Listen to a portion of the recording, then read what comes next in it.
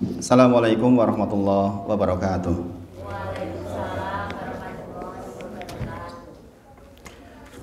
Alhamdulillahi haqqa hamdi nahmaduhu wa nasta'inuhu wa nastaghfiruh wa na'udzu billahi min syururi anfusina wa min sayyiati a'malina may yahdihillahu fala mudilla lahu wa may yudlilhu fala hadiyalah. Asyhadu alla ilaha illallah wa asyhadu anna Muhammadan abduhu wa rasuluh. Allahumma shalli ala Muhammad wa ala ali Muhammad.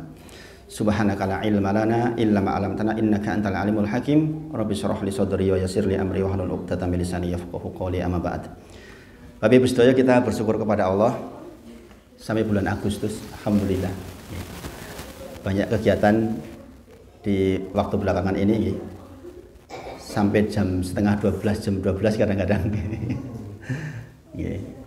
Mudah-mudahan itu menjadi penyemangat untuk menghargai kemerdekaan Republik Indonesia, insya Allah. Sesuatu yang harus sangat kita syukuri, punya negara yang aman, insya Allah.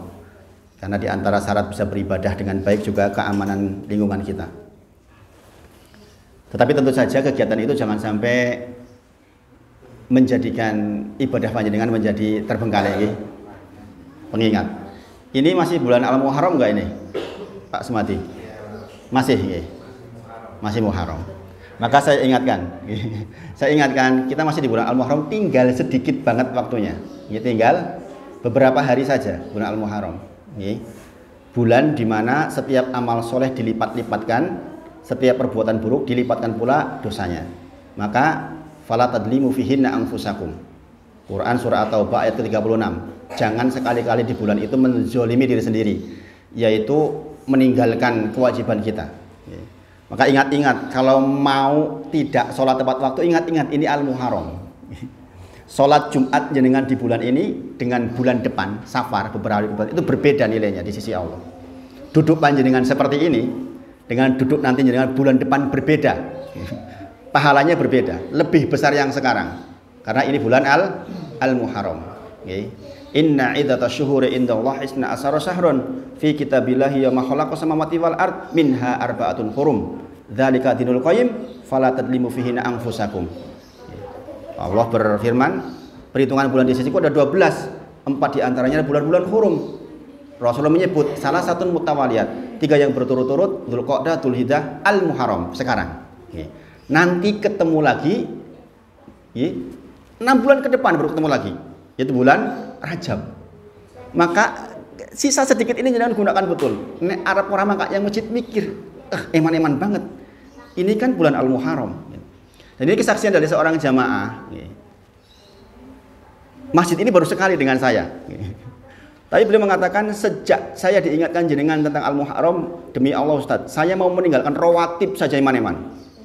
Ini berarti ilmunya masuk. Ilmu yang diberkahi. Karena tidaklah Bani Adam bergeser kakinya nanti di akhirat kecuali sudah ditanya kepadanya 5 hal. Yaitu umurnya digunakan untuk apa? Waktu mudanya dihabiskan untuk apa? Hartanya dari mana? Dan untuk apa? Yang keempat. Yang kelima, ilmu yang diperoleh mana yang diamalkan? Maka Bapak Ibu sedaya, kalau jangan dapat informasi seperti ini pagi ini, pastikan nanti setelah ini jangan sampai nggak sholat fardu di masjid yang laki-laki. Ingat-ingat ini bulan Al-Muharram.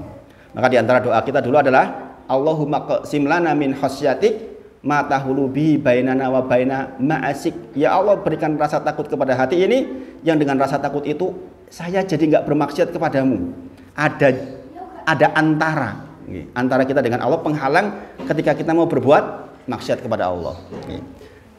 Kemudian yang kedua, tentu saja salawat dan salam kita sampaikan pada junjungan kita Nabi Agung Muhammad sallallahu alaihi wasallam. Kita semoga dimudahkan oleh Allah Subhanahu wa taala untuk banyak-banyak salawat kepada Nabi kita sallallahu alaihi wasallam. Sunahnya di pagi hari 100 kali dan sore hari 100 kali. Maka di sela-sela kesibukan dengan memperingati hari kemerdekaan ini, jangan dilupakan hal-hal yang pokok-pokok. Ingat, wa ma khalaqtul jinna wal insa illa liya'budun. Tidaklah kita diciptakan kecuali hanya untuk liya'buduni. Maksudnya beribadah kepada Allah, maksudnya adalah mentauhidkan Allah, mengesahkan Allah dalam setiap aktivitas kita. Kembali ke situ lagi, jangan lupa. Konsekuensinya karena kita disuruh ibadah malah makanya Allah kirimkan Rasul kepada kita. Walaqad ba'atsna fi kulli ummatin rasula an ibudullah wajtanibut taghut. Surah An-Nahl ayat ke-36. Maka ini sebuah isyarat bahwa memang kita harus mengenali, harus mempelajari risalah Nabi Muhammad SAW, dan ini adalah bagian dari upayanya. Duduk panjenengan seperti ini sudah berpahala besar. Nah, Bapak Ibu sedaya, saya menyampaikan usul salasa sambil jalan lewat fikih, berharap supaya dengan nggak bosan. Terakhir kemarin membahas tentang Al-Fatihah sudah selesai, yaitu rukun kedua. Setelah rukun berdiri, kemudian rukun membaca Al-Fatihah. Jadi saya menyampaikan fikih sholat ini, konsepnya sambil saya sampaikan persoalan akidah. Kalau jenengan yang sudah biasa ke maba akan paham insya Allah. Nyambung bahwa yang saya sampaikan insya Allah terkait fikih tapi di dalamnya berisi tentang akidah. Harapannya biar jenengan nggak bosen. Kadang-kadang kalau belajar kitab satu persatu kadang-kadang jenengan mungkin bosen. Tapi materinya kira-kira berurut seperti itu. Saya ingatkan lagi, belajar tentang sholat berarti belajar tentang beberapa hal, yaitu belajar tentang pertama apa? Syarat. Yang kedua belajar tentang rukun. Yang ketiga belajar tentang wajib. Yang keempat belajar tentang sunnah. Yang kelima tentang yang makruh. 5 hal ini harus kita pahami. Nanti isinya insya Allah juga lengkap insya Allah. Nah, kemudian definisi rukun dulu apa? Rukun adalah segala sesuatu yang harus ada di dalam sholat. Jikalau tidak ada sengaja atau tidak sengaja maka batal. Sengaja atau tidak sengaja batal, ditinggalin. Kalau syarat segala sesuatu yang harus ada sebelum sholat, di luar sholat adanya, yang jikalau tidak ada sengaja atau tidak sengaja batal. Sangat dipahami buat sampai di sini. Wudhu contohnya itu harus ada sebelum sholat, di luar sholat, tapi harus ada. Itu masuk dalam syarat sholat. Syarat sahnya sholat. Kalau rukun ada di dalam sholat, yaitu berdiri di dalam sholat, membaca suratul Fatihah di dalam sholat, ruku, i'tidal, sujud, duduk di antara dua sujud, itu ada di dalam sholat. Sengaja atau tidak sengaja ditinggal maka batal. Sekarang wajib segala sesuatu yang ada di dalam sholat kalau ditinggal sengaja batal, kalau ditinggal dengan tidak sengaja lali tenan maka sujud sahwi. Beda nggak itu dengan rukun? Beda ya? Beda ibu-ibu? Paham nggak yang saya maksud? Paham nggak? Rukun harus ada di dalam sholat, ditinggal sengaja atau tidak sengaja batal. Nek lali maca Al-Fatihah batal nggak? Batal, walaupun lupa. Lali ruku langsung sujud batal nggak? Batal nggak? Nggak sengaja loh, jenengan lali tenan. Batal nggak?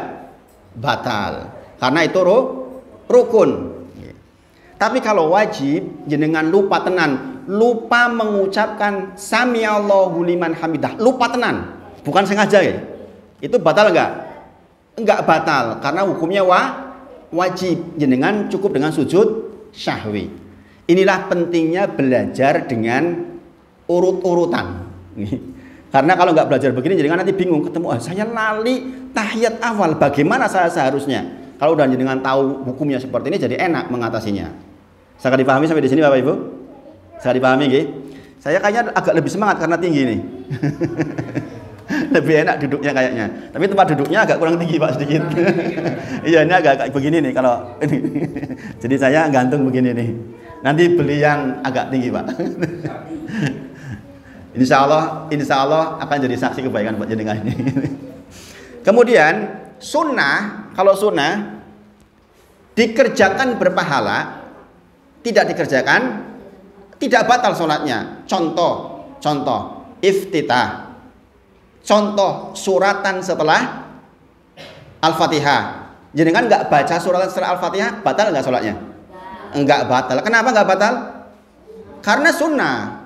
Jadi jangan sampai orang ribut di bagian sunnah. Angkat tangan itu sunnah apa wajib apa rukun? Angkat tangan, angkat tangannya. Angkat tangannya sunnah, wajib apa rukun? Allahu Akbar, angkat tangannya. Sunnah. Nek ono wong ora angkat tangan yo ora usah ribut jenengan. Bukan ora sah salate, enggak perlu seperti itu. Paham nggih? Maka dibedakan antara syarat, rukun, wajib, sunnah dan hal yang makruh di dalam salat. Persoalan makruh ini persoalan ikhtilaf sebenarnya di kalangan para ulama. Nanti kita bahas satu persatu insyaallah. Kemudian kita dulu sudah membahas tentang membacakan tentang rukun. Satu, berdiri bagi yang syarat saya tinggal dulu nggih. Syarat saya tinggal dulu. Kita masuk rukun dulu. Tentang syarat itu saya tinggal dulu.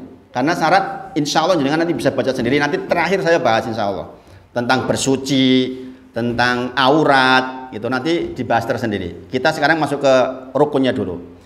Rukun yang pertama adalah berdiri bagi yang mampu. Kemudian yang kedua takbiratul ihram. Saya agak-agak lupa. Ini udah saya bahas di sini belum sih? Ini yang tentang berdiri bagi yang mampu takbiratul. Sepertinya sudah nggih? Belum, Bang. Terakhir kemarin kan suratul Fatihah atau kemarin? Iya enggak? Bapak-bapak ingat enggak? Lupa nggih. Sudah, nanti saya masuk ke setelah Al-Fatihah dulu. Nanti kalau ternyata saya lihat videonya belum, kebetulan video yang di sini belum saya upload, jadi belum saya lihat ulang nggih. Saya belum sempat ngupload yang video di sini. Jadi lupa terakhir itu tentang apa gitu. Saya itu ngambil video tujuannya itu Bapak Ibu. Tujuannya mengingatkan diri sendiri ketika nanti di berikutnya. Kemudian yang ketiga membaca suratul Fatihah. Yang keempat ruku. Yang kelima bangkit dari ruku disertai dengan iktidal dengan tegak. Yang keenam sujud dengan anggota tubuh yang 7. Yang ketujuh bangkit dari sujud, duduk di antara dua sujud, tumak ninah, tasyahud akhir, duduk tasyahud akhir, sholawat untuk Nabi Shallallahu Alaihi Wasallam, tertib ruku-rukunya dan salam. Di sini disebutkan 14. Ini saya ambil dari kitabnya Ustadz Firanda. Bekal sholatnya Ustadz Firanda. Ada yang menulis 17, ada yang menulis 18. Karena ada yang masukkan niat ke dalam rukun. Kemudian tumak ninah dihitung satuan. Ada yang tumak ninah dihitung satu-satu. Makanya jangan nggak usah menyoal. Aku belajar nengkono sholat kok rukunnya 17, rukunnya 18, nggak usah disoal. Nggak usah disoal. Ini hanya persoalan penyebutan saja. Baik, kemarin kita sudah belajar tentang rukun yang ketiga yaitu membaca suratul Fatihah. Dan kita sudah belajar tentang tahsin sedikit untuk lengkapnya dengan Pak Sumardi dan keluarga. Saya hanya menyebutkan beberapa hal. Saya bukan ahli dalam bidang qiraat. Saya declare kepada panjenengan saya bukan ahli qiraat. Jadi kalau saya masih salah-salah ngajar sedikit, ya dimaklumi. Tapi intinya sebagaimana saya sampaikan sebelumnya. Nanti untuk lengkapnya jangan belajar dari nol tentu saja.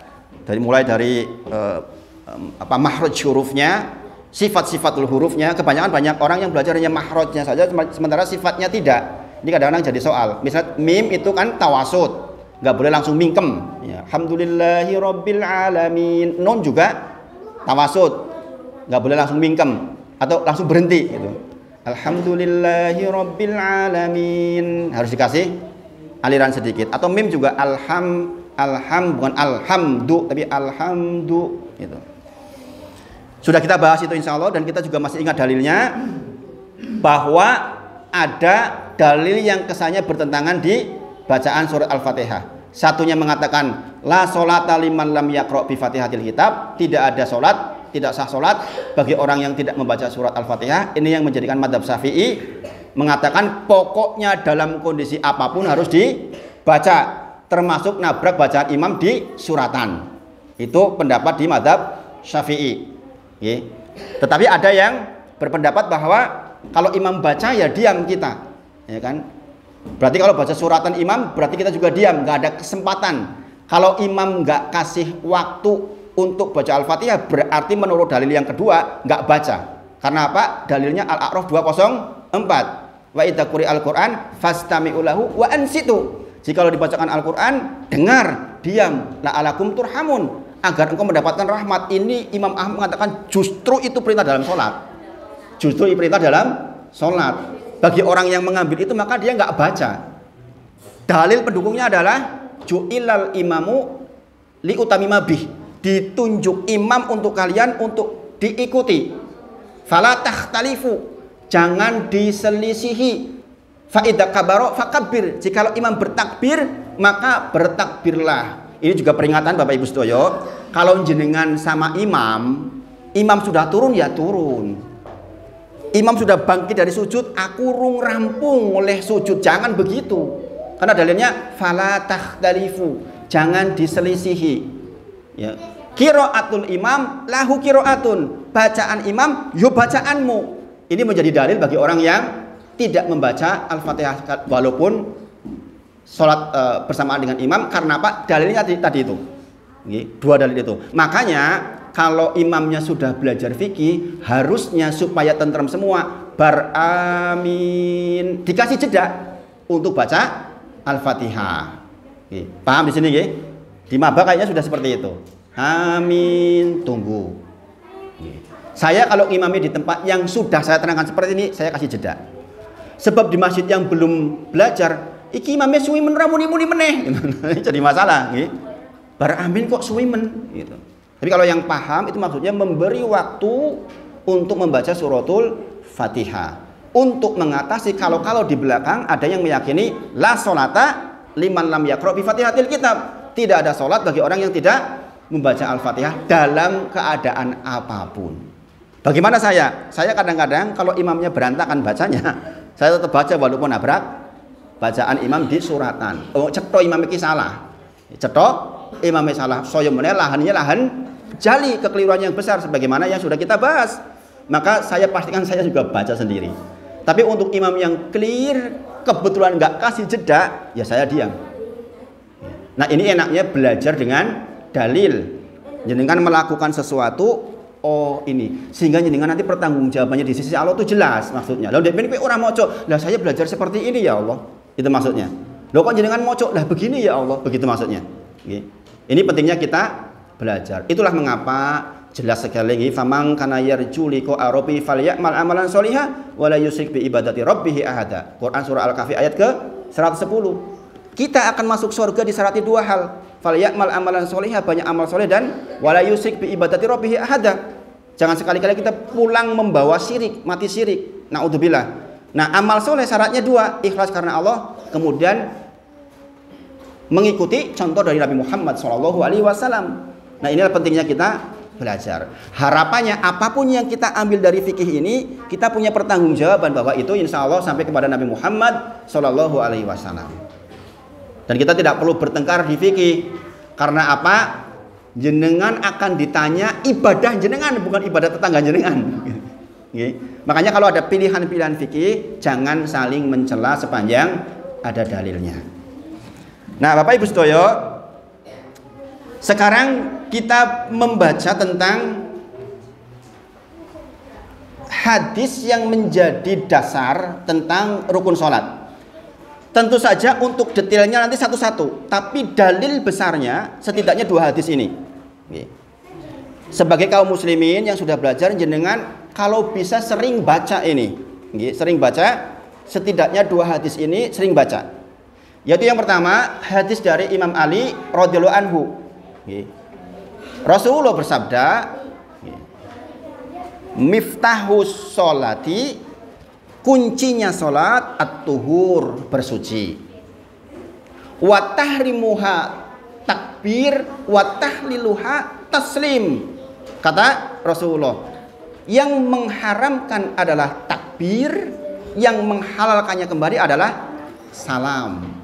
Di sini ada dua rukun. Rukun apa? Takbiratul ihram. Yang kedua rukun salam yang terakhir. Dari hadis ini kita dapat dua rukun. Adapun miftahulnya adalah masuk syarat, yaitu bersuci. Miftahus sholati, kuncinya sholat, at-tuhur, bersuci, masuk ke syarat. Wa tahrimuha, yang mengharamkannya kita sudah bahas, jadi maksud mengharamkannya takbiratul ihram, takbir yang mengharamkan. Ihram artinya mengharamkan apa yang tadinya boleh sekarang udah nggak boleh maksudnya. Pahami maksudnya nggih? Tadinya sebelum sholat boleh ngobrol, begitu takbiratul ihram sudah nggak boleh ngobrol. Tadinya boleh lihat ke atas, begitu takbiratul ihram sudah haram lihat ke atas. Paham maksudnya takbiratul ihram nggih? Maka dikatakan yang mengharamkannya adalah takbir Allahu Akbar. Begitu Allahu Akbar, ya sudah, konsentrasi hanya kepada Allah saja. Kita berhadapan-hadapan dengan Zat yang menciptakan kita, yang memberikan rezeki kepada kita, yang membuat istri kita sehat, membuat anak kita sehat.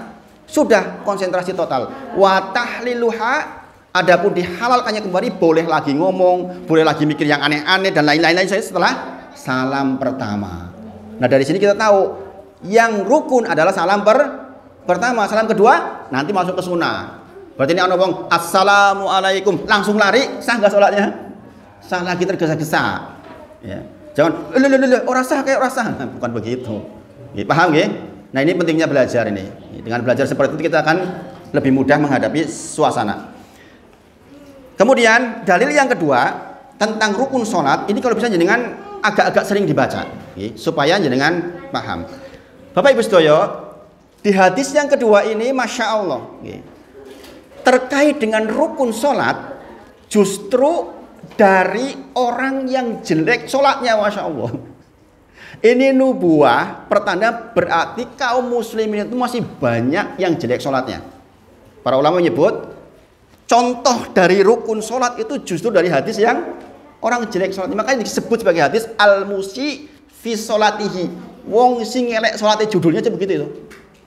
Jadi para ulama menyebut hadis tentang rukun sholat itu judulnya al-musi fi sholatihi, yaitu orang yang jelek sholatnya. Itu malah menjadi dalil akhirnya turunlah rukun sholat yang lumayan lengkap. Secara garis besar, nanti per rukun dibahas di hadis masing-masing. Kita akan bahas insya Allah. Yaitu an Abi Hurairah radhiyallahu anhu, dari sahabat Abu Hurairah radhiyallahu anhu.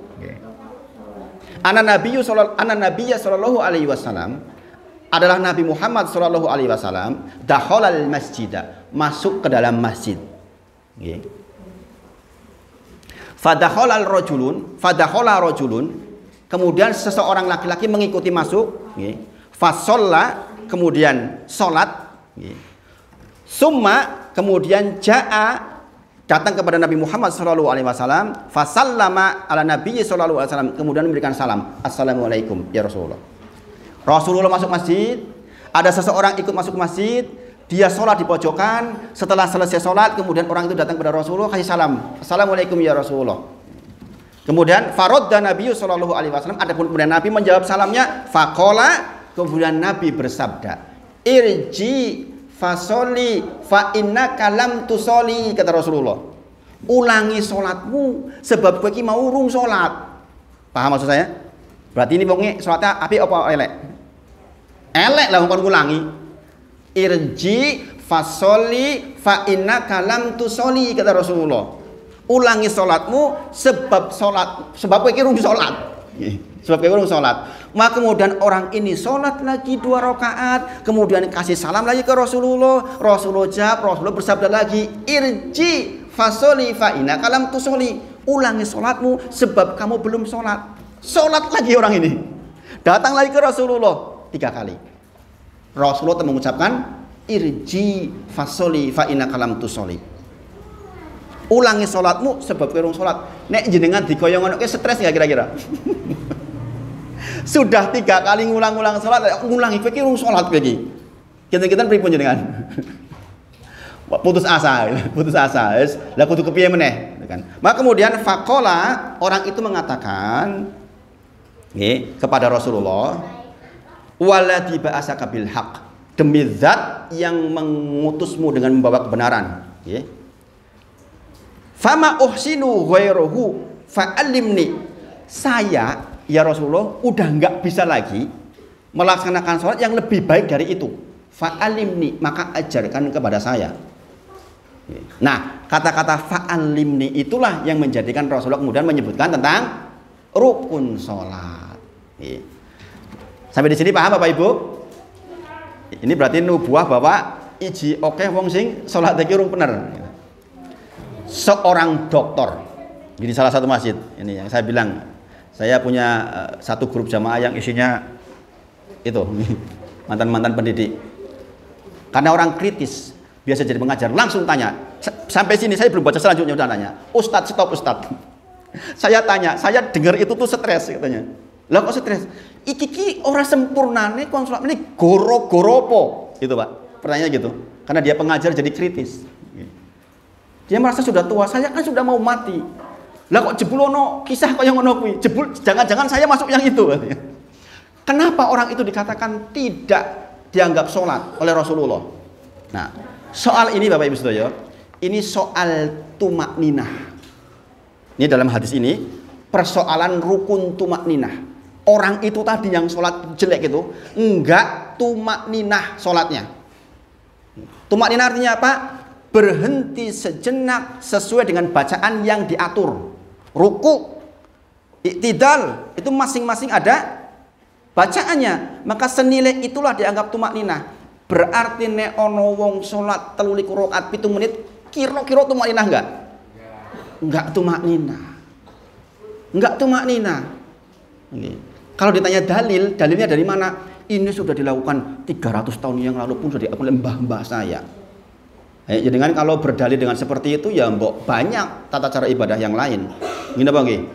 Gini apa nggih? Maka berdalil itu kalau bisa qala Allah wa qala Rasulullah. Apa yang disampaikan Allah dan Rasulnya. Maka kemudian Rasulullah menjelaskan, qala bersabda Nabi Muhammad sallallahu alaihi wasallam, "Idza qumtu ila sholati," jikalau engkau berdiri untuk salat, fakabbir, maka bertakbirlah. Ada berapa rukun di sini? 2 rukun. Idza qumtu, jikalau engkau berdiri, rukun pertama berdiri. Ila sholati, kepada salat, kemudian fakabbir, maka bertakbirlah. Berarti takbiratul ihram. Rukun kedua, rukun berikutnya. Kemudian sumakro, kemudian bacalah ma tayassara ma'aka minal Qur'an. Kemudian bacalah apa yang ringan bagimu dari Quran. Ini di mazhab Abu Hanifah. Gara-gara ini mengatakan rawajib Al-Fatihah. Karena dasarnya adalah ini pokoknya sing gampang dari Al-Quran. Tapi dibantah dengan hadis lain. Karena ada hadis la sholata liman lam yaqra bi Fatihatil kitab. Tidak ada sholat bagi orang yang tidak membaca suratul Fatihah. Man sholat sholatan, barang siapa sholat lam yaqra, tidak membaca fiha, di dalamnya, bi umil kitab, dengan umul kitab yaitu Al-Fatihah, fahuwa hidaj, maka sholatnya rusak. Ghairu tamah. Tidak sempurna. Ini menjadi pendukung dalil ini, bahwa yang dibaca maksudnya adalah suratul Fatihah. Di sini ada dalil, ada rukun apa? Sumakro mata yasarum ma'aka minal Quran, ada dalil, ada rukun surat Al-Fatihah maksudnya. Paham sampai di sini nggih? Kemudian sumarka, kemudian kemudian rukuklah hatta, sampai tatma'inna roki'ah. Kemudian jenengan ruku sampai rukuknya itu tumak ninah. Ada berapa rukun di sini? 2 rukun. Rukun apa? Ruku dan tumak ninah. Nah itu tadi yang 17 itu tumak ninah di sini dihitung 1. Makanya bisa 14, bisa 17. Saya dipahami nggih? Jadi jangan disoal. Kono sing 17 sing 14 jane salate podo. Seperti ini keterangannya, nggih. Kemudian sumarfa, kemudian bangkitlah hatta ta'tadila qaima, sampai engkau mendapatkan iktidal dengan tegak. Maka nanti hati-hati, kita jangan mengucapkan Allah itu, kita bangkit misalnya baru sami Allahu liman hamidah, itu keliru. Harus ketika bergerak sami Allahu liman hamidah, Allah mendengar orang-orang yang memujinya. Ketika sudah tegak, tegak tak dilakukan, baru Rabbana walakal ham. Di situ ada 12 pilihan bacaan. Jadi kan biasanya pakai yang mana? Rabbana lakal hamd atau Rabbana walakal ham, hamdan katsiran mubarakan fih, mubarakan alaihi, kama yuhibbu rabbuka wa yardo, atau yang mana? Ada 12 pilihan bacaan. Sunnahnya dihafal semua, ganti-ganti mocone. Ojo mung lakal ham tok. Nek dadi imam yo, nek jangan sholat sunnah yang panjang, nggih. Paham nggih Bapak Ibu? Ada yang hafal yang panjang enggak? Rabbana walakal ham. mil as-samawati wa mil al-ardi wa mil amasyi'ta min syai'im ba'du. Mil'us apa mil'as? Mil'us riwayat Ibnu Majah, mil'as di banyak riwayat. Di banyak riwayat. Saya dulu waktu kecil diajarnya mil'us. Itu artinya sebenarnya sama aja. Sama aja. Kemudian dan seterusnya sampai la mani alima a'taita wala mu'tiya lima manata walam yang fa'udal jaddi minkal jaddu. Jadi kalau jalan sendiri bacaannya yang panjang, panjang. Ini nanti saya terangkan makna-maknanya insyaallah. Kemudian tadi sampai apa? Sumarfa hatta ta'tadila qaiman. Kemudian sumasjud hatta tatma'ina sajida. Kemudian sujudlah dan sampai mendapatkan tumaknina di dalam sujud. Nah, ini dihitung satu lagi. Sujud dan tumaknina itu dihitung satu lagi. Ini bagi yang mengatakan 17. Kemudian sumarfa hatta tatma'ina jalisan. Kemudian bangkitlah dari sujudmu dan sampai mendapatkan duduk yang tumaknina. Ada berapa rukun di sini? Sujud dan duduk di antara dua sujud plus tumaknina. Tumaknina itu. Kemudian sumasjud, sujud lagi hatta tatma'ina sajida. Sujud dan tumaknina di dalam sujud. Yang terakhir summa fa'al dzalik fi sholatik kulliha. Lakukan itu di semua sholatmu, Bapak Ibu sedaya. Nah, kita sekarang rincikan satu-satu. Bayangkan Bapak Ibu sedaya. Kita ibadah, amal soleh itu harus bersesuaian dengan Nabi Muhammad SAW. Kenapa? Rasulullah bersabda, "Shollu, sholatlah kama sebagaimana ro'aitumuni, engkau melihat aku sholat." Jelas banget toh itu. Jadi ada orang bertanya, memangnya kita melihat Nabi Muhammad SAW? Bukan ro'ai itu dalam bahasa Arab tidak harus kita melihat langsung. Kita melihat dari kitab para ulama. Kita nggak mungkin melihat langsung kepada Rasulullah hari ini.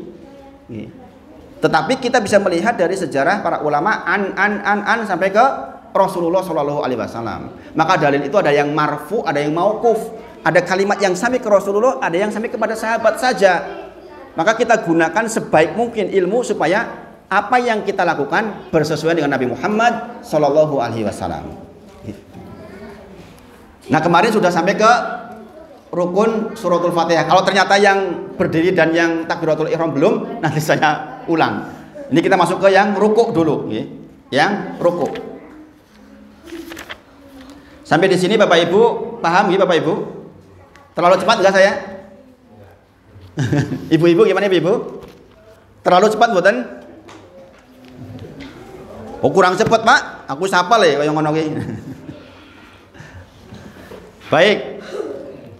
Setelah Al-Fatihah maka kita membahas ruku. Kenapa nggak bahas suratan? Kita lagi bahas rukun. Nanti suratan dibahas di bagian sunnah, Bapak Ibu. Ruku di antara dalilnya adalah Quran surah Al-Hajj ayat ke-77. Quran surah Al-Hajj ayat ke-77. Ya ayyuhalladzina amanu ruk'u wasjudu wa'budu rabbakum waf'alul khaira la'alakum tuflihun. Kata Allah, kita disuruh sujud, kita disuruh ruku, kita disuruh sujud, kita disuruh beribadah kepada Allah, berbuat baik agar mendapatkan keuntungan, kebaikan, agar kita menjadi orang yang beruntung. Nah, Bapak Ibu sedaya, yang kedua diperhatikan, ruku harus tumakninah, sebagaimana kita baca tadi penggalan dari hadis yang al-musi fi sholatihi, yaitu orang yang jelek sholatnya. Sumarka hatta tatma'ina roki'a. Rukuklah sampai benar-benar engkau mendapatkan tumakninah. Maka ini diperhatikan Bapak Ibu. Kalau jenengan sudah belajar seperti ini, yakin jenengan ruku iktidal itu akan mantep dan bisa nangis di situ. Banyak kisah-kisah dari para nabi, para anbiya terkait dengan masing-masing gerakan sholat. Contoh, Nabi Zakaria alaihissalam ketika ingin punya anak, terkabarkan di dalam surah Ali Imran, di dalam surah Maryam, tentang bahwa dia dikabulkan doanya ketika masih dalam kondisi iktidal, dalam kondisi berdiri. Maka saya lompat sedikit. Di antara bacaan iktidal adalah Kita mengucapkan tasmi sami'allahu liman hamidah. Allah mendengar orang-orang yang memujinya. Rabbana walakal ham. Ya, Rabbana, Rabb kami, dan bagimu segala pujian. Kata-kata mil as samawati wa mil al ardi, sepenuh langit dan sepenuh bumi, wa mil amasyita min syai'im ba'dul, atau sepenuh yang engkau kehendaki setelahnya. Maksudnya bagaimana? Ucapan sami'allahu liman hamidah kalau jenengan baca di kitab-kitab fikih, maksudnya Allah mendengar orang-orang yang memujinya, juga maksudnya Allah tuh mengabulkan doa-doa orang yang memujinya. Maksudnya nek mendengar, Allah ya maha mendengar, pasti mendengar. Tentu saja maksudnya mendengar sekaligus mengabulkan, menyiapkan pengabulan apa yang jenengan minta. Makanya Zakaria alaihissalam minta ketika iktidal. Allah katakan mil as-samawati wa mil al-ardi. Kalaulah pun permintaan panjenengan sepenuh langit dan sepenuh bumi, atau jenengan nggak bisa berkata-kata karena nggak tahu kebutuhan jenengan, Allah tahu kebutuhan jenengan, Allah udah siapkan tuh yang namanya pengabulan. Itu maksudnya Bapak Ibu. Makanya bagi yang sudah paham sholat sendirian malam akan diperlama tuh iktidalnya. Ketahuilah Rasulullah itu iktidalnya, rukuknya, sujudnya, duduk di antara dua sujudnya sama dengan berdirinya. Paham? Bayangkan kalau Rasulullah baca Al-Baqarah, rukuknya sepanjang itu, berdirinya panjang kayak gitu. Bagaimana caranya nanti kita bahas. Apa yang dibaca waktu itu ketika panjang, di antaranya adalah berulang lebih dari 3 kali. Jadi, Masya Allah Bapak Ibu Sedoyo, belajar sholat kalau disertai dengan akidah itu kita tuh akan terasa betul bahwa ini tuh ibadah besar. Ini tuh ibadah besar. Makanya Bapak Ibu Sedoyo, ini masih bulan Al-Muharram. Jangan sampai jenengan apalagi kok tinggal sholat bolong, subhanallah. Keri sholat nang masjid benek laki-laki iman-iman banget, mumpung Al-Muharram. Bayangkan, sebagaimana saya pernah sampaikan kepada panjenengan surah Shad, ayat ke-30 tentang kisahnya Daud dan Sulaiman. Daud itu bapaknya Sulaiman. Wa wahabna li Dawuda Sulaiman. Nikmal abdu innahu awab. Diberikan anak kepada Daud namanya Sulaiman. Nikmal abdu, itulah senikmat-nikmat buat Daud, nikmat yang besar. Innahu awab. Kenapa? Karena Sulaiman tuh orang yang awab. Awab artinya apa? Taat. Bapak Ibu Sedoyo, jangan perhatikan ini ayat berikutnya. Kenapa Sulaiman dikatakan taat? Id uridu alaihi bil asi wa sofinatul jihad. Ingatlah ketika diperlihatkan kepada Sulaiman tentang kuda-kuda yang sangat menakjubkan. Ini jorot zaman saiki yo Lamborghini dan teman-temannya. Jenengan punya rumah bagus, punya sawah bagus, punya kendaraan bagus. Saking senengnya Sulaiman, dia melihat kuda-kuda itu sampai terlewat waktu asar. Artinya apa? Nabi Sulaiman alaihissalam kelewat sholat asar. Apa yang dilakukan oleh Sulaiman?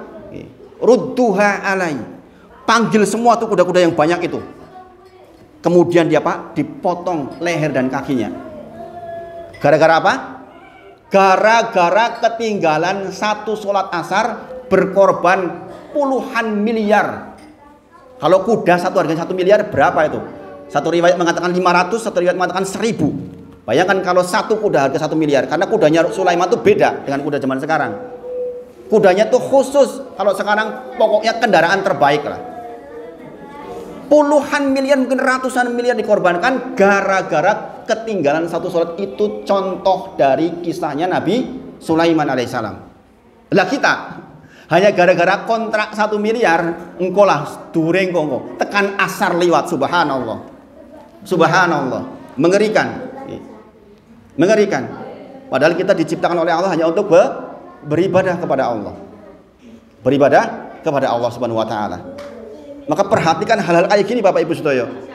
Pesan-pesan di dalam Al-Quran kalau kita paham itu dahsyatnya luar biasa. Dahsyatnya luar biasa. Di salah satu masjid tadi pagi ini saya bahas tentang tafsir. Di antaranya tafsir sudah sampai tafsir surah Al-Kautsar. Surah Al-Kautsar. Fasholli li rabbika wanhar.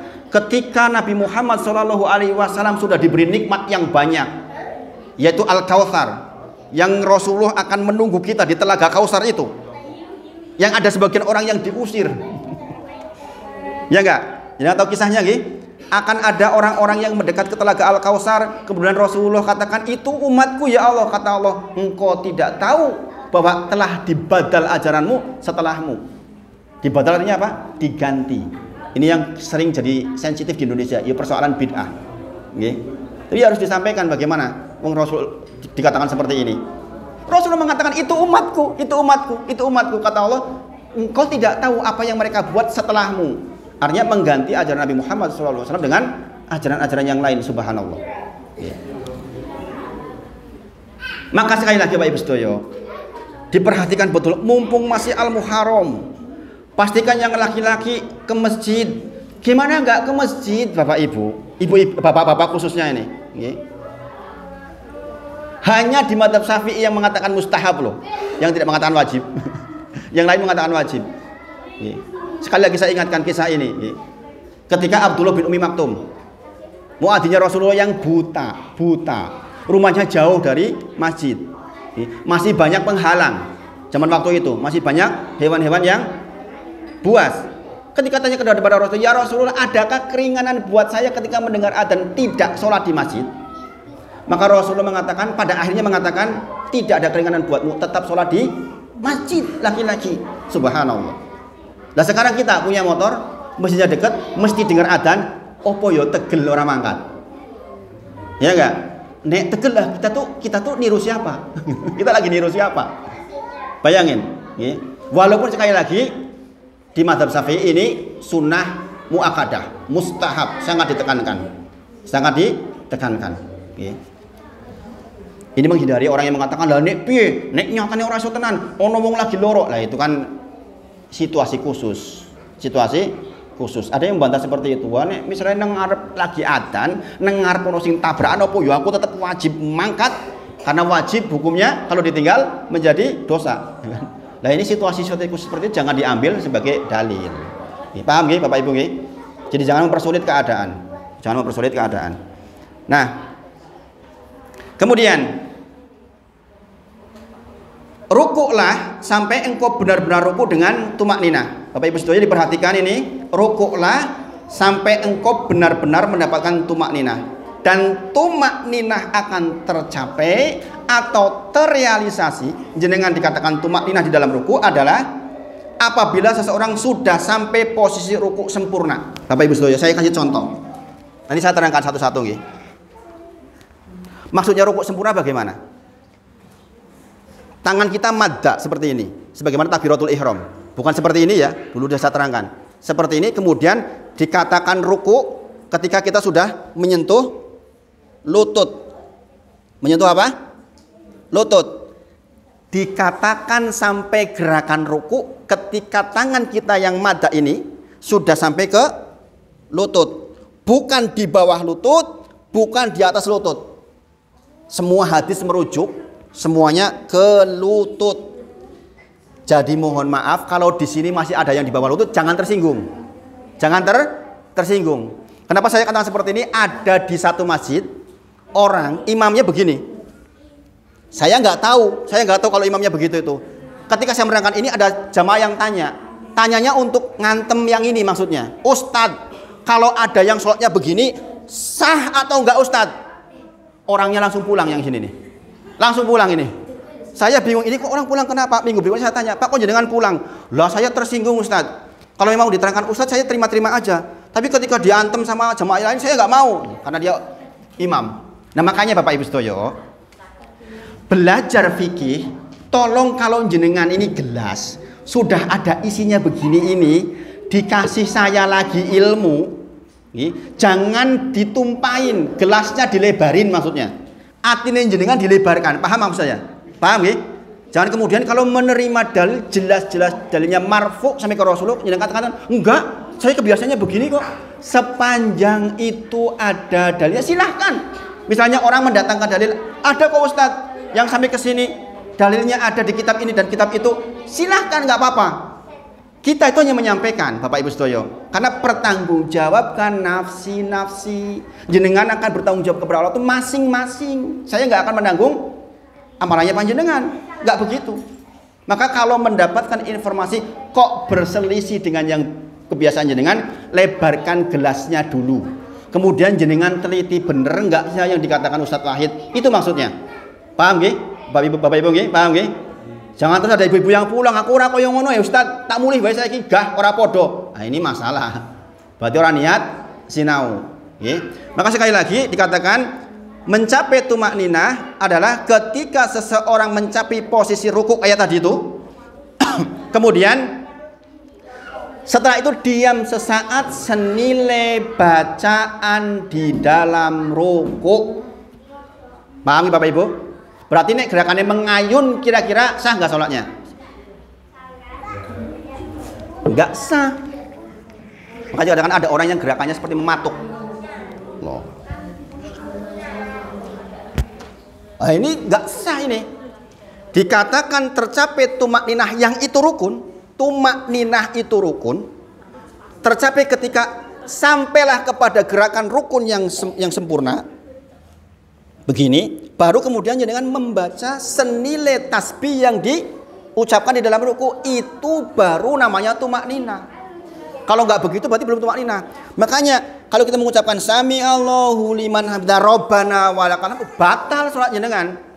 Karena apa? Kita harus sampai dulu ke i'tidal. Tegak tak tadila qaiman baru Rabbana walakal hamd. Paham maksudnya nggih? Paham nggih.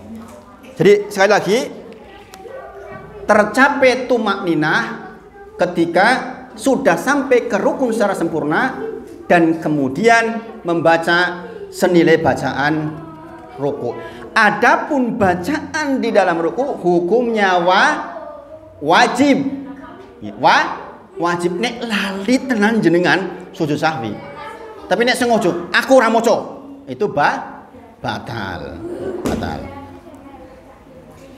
Kemudian batas diam adalah senilai bacaan tasbih yang diwajibkan. Dalilnya adalah sebagaimana sholat orang yang buruk dan sabda Nabi, sholat yang buruk tadi itu, dan sabda Nabi terhadap orang yang dikatakan menjadi orang yang paling buruk, pencuri terburuk, yaitu pencuri dalam sholat. Pencuri dalam sholat. Alladzi yasriku sholatahu. Orang yang mencuri dalam sholatnya itulah seburuk-buruk pencuri. Qalu, para sahabat bertanya, ya Rasulullah, wa kaifa yasrikuha, bagaimana orang mencuri dalam sholat? Maka kemudian dikatakan qalu, bersabda Nabi Muhammad SAW, la yuqimu ruku'aha wala sujudaha, orang yang tidak menyempurnakan ruku' dan sujudnya.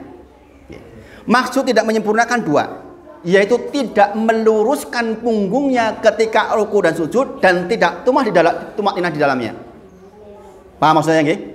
Jadi orang dikatakan seburuk-buruk manusia, seburuk-buruk pencuri adalah orang yang mencuri di dalam sholatnya. Sahabat bertanya, siapa yang mencuri dalam sholatnya? Atau bagaimana mereka mencuri sholat ya Rasulullah? Dia tidak menyempurnakan atau meluruskan atau tumak ninah di dalam ruku dan sujudnya. Bapak Ibu sedaya, jenengan jangan kena subhat begini. Karena ada di masyarakat yang mengatakan halah kok angel mentoh salat, mosok sih koyo ngono ora ketompo. Pernah dengar seperti itu? Wong salat lagi jengkang-jengking salah we, nyembah kali iblis langsung ketompo. Masa kalau Gusti Allah ora ketompo? Pernah dengar seperti itu? Ini jangan dijadikan dalil Bapak Ibu. Orang mau meninggal sakaratul maut, digoda oleh iblis, cukup dengan mengedipkan mata, menunjukkan bahwa iya saya ikut engkau. Keterima nggak itu? Jadi kafir nggak? Jadi kafir. Lo gampang men kepada iblis, lo gampang men kau yang orangnya langsung jadi kafir. Giliran ke Gusti Allah kok angel men. Ada subhat seperti itu Pak. Ada subhat seperti itu. Dan yang belakangan terjadi seperti itu. Kayak ucapannya Panji Gumilang naudzubillah. Kan begitu itu. Walau kok angel men. Ahli fikih itu sopo itu, ya enggak? Segitunya, subhanallah. Itu bagi orang yang belajar sebenarnya cuma guyu tok. Cuma saya khawatir masyarakat mengambil seperti itu, karena ada juga ulama yang mengatakan seperti itu. Sholat ini mau ora iso tenan, ora iso tenan yo beto Bapak Ibu.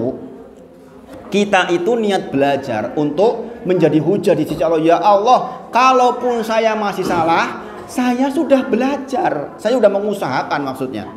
Pahami Bapak Ibu nggih? Paham nggih? Nggih. Kemudian demikian juga hadis dari Ibnu Abbas radhiyallahu anhu, karena Rasulullah sallallahu alaihi wasallam, adapun Nabi Muhammad sallallahu alaihi wasallam jika ruku maka anggota tubuhnya sejajar. Seandainya dituangkan air ke atas punggungnya, maka air itu akan tenang, lastakor, maka tidak akan tumpah. Menunjukkan bahwa ya lurus tenan. Ini yang bisa praktek mungkin yang olahragawan ya, lurus tenan. Bukan begini, bukan seperti busur panah, tapi seperti ini. Kemudian hadis Abu Mas'ud radhiyallahu anhu, la tujzi'u sholatu. Ini jenengan tolong teksnya didengarkan dulu, tapi jangan langsung disimpulkan. Tidak sah sholat seseorang. Tidak sah seseorang yang tidak meluruskan punggung ketika ruku dan sujud. Bapak Ibu Sedoyo, ini ada yang langsung nanya nih ke saya. Nah yang tersinggung itu akhirnya. Orang yang sholatnya begini, otomatis kan nggak lurus, gimana? Kalau begini otomatis kan undukan. Atau begini terlalu ke atas. Jamaah yang lain mengatakan, saya kalau diimami orang itu saya mufarokoh, saya nggak mau. Gimana nggak tersinggung? Makanya di jamaah di sini kalau mau nanya harus hati-hati. Jangan nanya dalam rangka untuk menghukumi orang lain. Ini orangnya kan nggak lurus. Imamnya nggak lurus. Dia bilang, pokoknya Ustadz, saya kalau dia yang imam, saya mufarokoh. Saya nggak berimam sama dia, saya sholat sendiri. Gitu, sampai segitunya Pak. Makanya maksud di sini tidak lurus, maksudnya adalah yang penting kita sudah sampai ke gerakan ruku tadi itu loh. Nek wis sampai gerakan ruku kok yorung lurus, sudah kayak gini kok jenengan tangannya yo ora iso lurus tenan, maka yo sudah. Rasulullah ketika orang yang tangannya panjang banget dibeginikan sama Rasulullah, keluar sedikit begini, bukan begini tapi begini, supaya mendapatkan lurus di dalam rukuknya. Ning wis kaya ngono, kok ternyata yorung lurus, yo tetap sah maksudnya. Paham Bapak Ibu? Atau imamnya benar-benar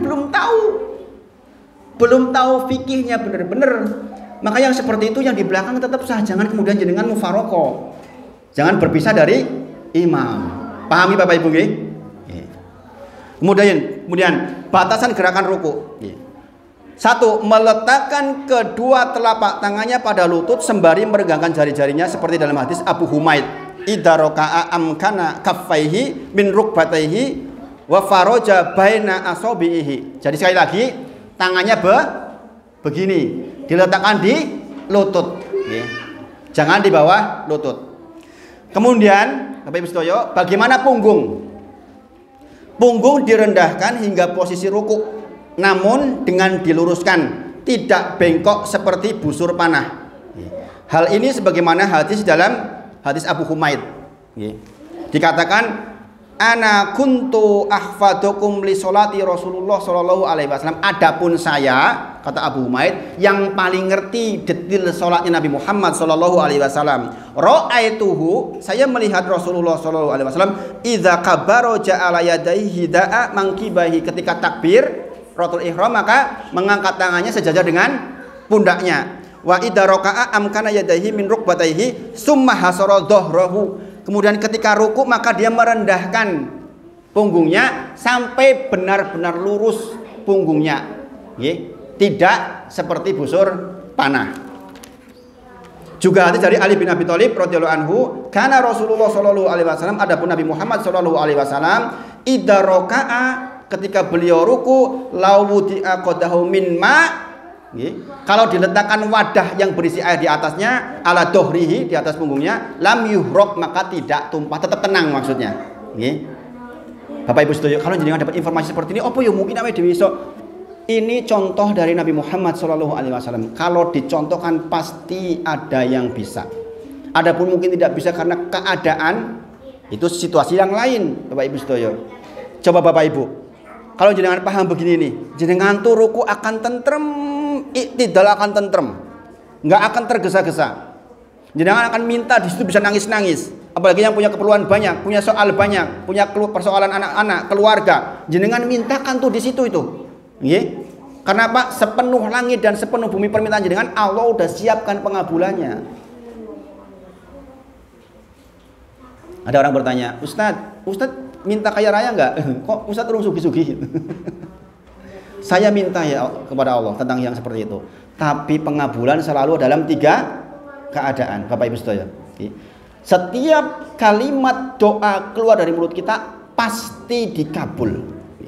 Karena ucapan itu sendiri adalah udah inspirasi dari Allah Subhanahu wa taala. Pengabulan ada 3. Sesuai dengan permintaan. Saya minta ketompo jadi pegawai negeri, ketompo tenan. 1. Yang kedua, menggantikan potensi keburukan yang harusnya menimpa kita. Arep tabrakan dadi rasido. Yang kedua, anak jenengan sakit jadi nggak jadi sakit gara-gara doa jenengan. Adapun jenengan berdoa juga bagian takdir dari Allah. Katanya takdir nggak bisa berubah. Ini pelajaran tersendiri di kitab Hadis Arba'in. Semua sudah ditulis. Doa jenengan tadi untuk merubah takdir juga sudah ditulis di Allah Mahfud maksudnya. Paham nggih? Ditulis jenengan bakal tabrakan tanggal sekian. Ditulis pula di Lauh Mahfud. Sebelum itu jenengan berdoa untuk menjadi pengganti itu. Itu sudah ditulis semuanya. Maksudnya bisa dirubah itu maksudnya. Atau yang ketiga adalah untuk tabungan di akhirat. Ketahuilah nanti di akhirat ketika hisab orang mengatakan, ande tahu balasannya begini, saya ingin doa-doa saya semua dulu di dunia nggak dikabul. Pengen untuk tabungan sekarang saja. Paham maksudnya? Jadi kalau jenengan berdoa orang dikabul, kira sah komplain. Menurut jenengan belum dikabul menurut jenengan. Tapi ketahuilah itu menjadi 3 hal seperti itu. Imam Syafi'i mengatakan, yang namanya doa itu seperti busur panah. Begitu dilepaskan dia akan sampai kepada tujuannya. Walaupun di gelapnya malam.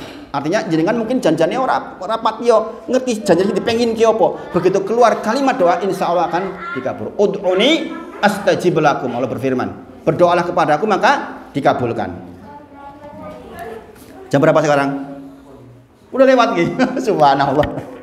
Lama banget Mas. Enggak kroso ini baru bahas tentang ruku. Nah, saya kira mungkin itu nggih Pak untuk pagi ini, mudah-mudahan bermanfaat yang disampaikan pagi ini dan mudah-mudahan Allah rahmati ilmunya dan mudah-mudahan kita dipertemukan lagi dalam kebaikan.